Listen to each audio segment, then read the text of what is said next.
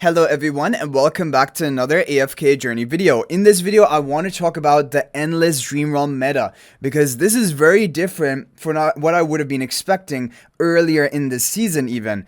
And when you take a look at the top team formations, I have them all basically shared over here. Only two of them are using Phraesto. One is in Cele, where Phraesto is being used as food for the clam so your rest of your team can deal damage. Phraesto's damage contribution is basically nothing here. And then the other team is Necrodraken, where he is food for Harak, so that Harak can get some extra kills and then begin dealing more damage in Necrodraken. Apart from this, Phraesto isn't in any other top team.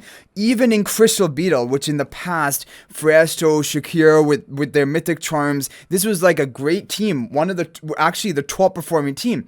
That team can't even get close to the scores of the new top teams, and even the no Baelran teams are easily beating the Phraesto teams. So basically what I want to talk about is the moment has finally arrived where Phraesto has been power crept. He is out of the meta for Endless Dream Realm, apart from his unique fact that he has two heroes on the field that can both be individually basically targeted, and that is still a unique mechanism that no other hero has in the game. And so for bosses like Cele, that is invaluable, that's too valuable, and you need to run that. However, for this, for example, you just need the Phraesto to survive. You don't need the Phraesto to be like Supreme Plus, Paragon.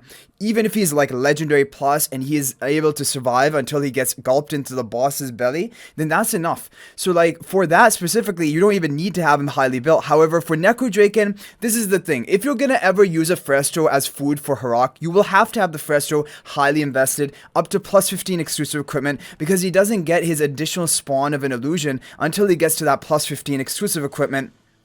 And that's just an extra kill, basically, for the Harak. So, that is the thing, of course, if you're using with Harak. But now let's talk about Harak. This is even more crazy, and I was not expecting this. Harak is only meta in one of the 8 Dream On bosses for Endless Stage. Now, you know, Plague Creeper, definitely Harak teams are good. And if you don't have Baelran, then your top team is going to be a Harak team, okay? However, if you have Baelran is outperforming even all of the Harak teams. And so really, Harak is also kind of on the verge of being power crept in this position as well. So like if there's a new player coming into the game and they just wanted to be completely optimal, definitely twins have to be built. There's no question about that. Reinier, you're obviously looking at this and being like, well, Reinier is also power crept. But the thing is, Reinier is really good for pre-endless bosses. In almost all 8 of the Dream Realm, maybe 7 to 8 of the all bosses, Reinier is always used for pre-endless. Whereas these other heroes, Phraesto, Harak, these are mainly only endless-based heroes, and they're hardly used before that. Phraesto definitely hardly used at all. So like that's why I'm talking about them, but Reinier still is a must-have. So it's really the Twin Supreme Plus, Reinier Mythic Plus. Honestly, now I would just try to go for like a few copies of Phraesto just so he's tanky enough to survive Cele and get gulped. And then I would just pass on maybe Phraesto and Harak and go straight for Baelran. Honestly, that's the way I'm leaning towards right now, because when you look at Baelran, look at this. Plague Creeper, Baelran, number 1. These are the top teams. Crystal Beetle, Baelran. Elucia, Baelran. Cele, Baelran. So if you choose Harak over Baelran right now, it's not looking like a good idea. And Harak is amazing for Necrodraken. This is kind of the problem. Whenever Harak is good for a boss, he's so good that no one can even touch him. And so like that's why it always feels like you always have that pressure to build him. But he is so niche for specific bosses. So like this mobility, where mobility is required, Harak dominates. And we don't know, is Necrodraken going to be replaced next season? I could easily imagine Necrodraken being replaced. Because especially as a starter story Dream On boss, I would think it probably isn't going to be here for long. And if Necrodraken is replaced, then where is Harak going to be good? Basically nowhere. He is good in Plague Creeper, like we said, but Baelran is slightly above him if you have Baelran built.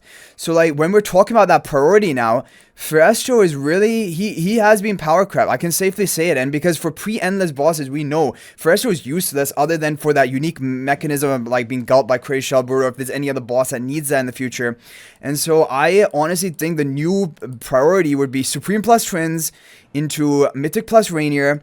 Or at the same time, get your Phraesto 1 to a few copies just for some Ascension stats, but don't take him above Legendary Plus, I think, and then just skip Harak, skip building Phraesto, and go directly for for Baelran. I think that's the more efficient, basically, plan now, because you're going to get overall more usage. But the thing is, like we said, Necro Draken, you're really going to hurt. There's not any team which comes close to Harak and Necro Draken. Sinbad is basically the next best option, and there's a big score gap, huge. And so, for example, if you have these specific bosses where Harak is just dominating above and beyond everyone else, then of course he's important. But like, it becomes almost like a luxury hero now that like people who have started later, they shouldn't really be going for Harak before Baelran, in my opinion. Baelran takes the lead over Harak now, in my opinion, and I think there's enough evidence to prove that. And now, why is Phraesto being crept out of the meta? The reason, and actually to blame, is the Pandora. Because Pandora is out-damaging Phraesto. So Pandora has basically been another reason, along with Baelran together, they have power-crept Phraesto, and to some extent also power-crept Harak. And this is the thing, like, even look at this ZVZCJAIAZE team. Look at these damage dealers. All kind of just twins for the support. They're still the best support, and you're looking at that. Twins are in everything. Twins are just absolutely insane. How much value you get for investing into twins is ridiculous, and it's just right. They're the most must-have hero in the game. Then Shamira, of course, after that, getting almost as much mileage and value as the twins get, so she's also a must-have. And then these other heroes, which are really important priorities to build up. And then you can just put together amazing teams in multiple bosses. Like, even if you didn't have Baelran, for example, you see a lot of overlapping heroes, Shamira, Twins, and a lot of the teams, Ludwig, Damon, Pandora. These are just the big heroes you want to be building. Some people are wondering, should we reset Phraesto? No, you cannot reset Phraesto, because then that resets the feeding of Harak. Because, you know, like, and by reset, I mean EX reset, like lowering his exclusive equipment. You need to have Phraesto at plus 15 exclusive equipment for him to synergize with Harak, otherwise the synergy is not there. It is not high value enough. So, like, of course, if you build Phraesto and Harak, don't be disappointed. They still got good value over the time in the past, up until now. And even now, in some niche circumstances, they're still going to be the best. Even, for example, in Primal Lord coming up, Phraesto, Harak, they're still the best combo. So, like, Phraesto, Harak are still solid heroes. They're very, very good. However, because of how the meta has kind of shifted, I do think that Phraesto and Harak are not as much priorities as they ever have been before. And I would have to say I would choose Baelran over Harak right now, which is the question on a lot of people's minds. I'm pretty confident about that. But of course, you guys share your opinions in the comment section down below. And I need to show you the gift code, the promo code. You guys probably have seen it in your mailbox. But this is for a Glorious Hero chest from Hogan's Message. You have the promo code, easy to copy right here. I'll put it in like description or pinned comment as well, so you guys can get it. And then you go into settings, you go redeem promo code, and then you're going to get a Glorious Hero chest along with 10 epic invite letters. So of course, huge value here.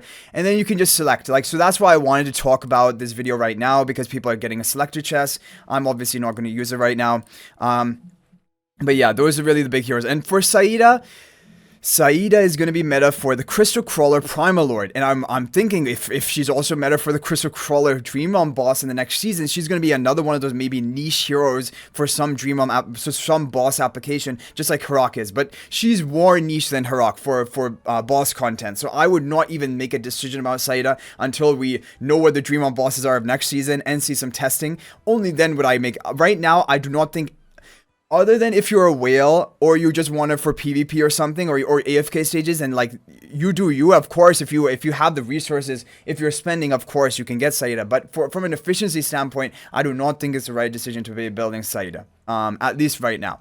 But anyway, guys, I hope you enjoyed the video. Thank you for watching. That's it for this one. If you guys are not already subscribed to our YouTube channel, please smash that subscribe button. Also, feel free to join my AFK Journey Discord server. There's a link to that in the description of this video. Finally, if you're thinking about making a purchase in AFK Journey, please use my affiliate link for the official Farlight store. There's a link to that in the description of this video and a pinned comment. This is the best way you can support me at no extra cost to you. So thanks for watching. I'll hopefully see you in the next video. And until then, everyone, peace out for now.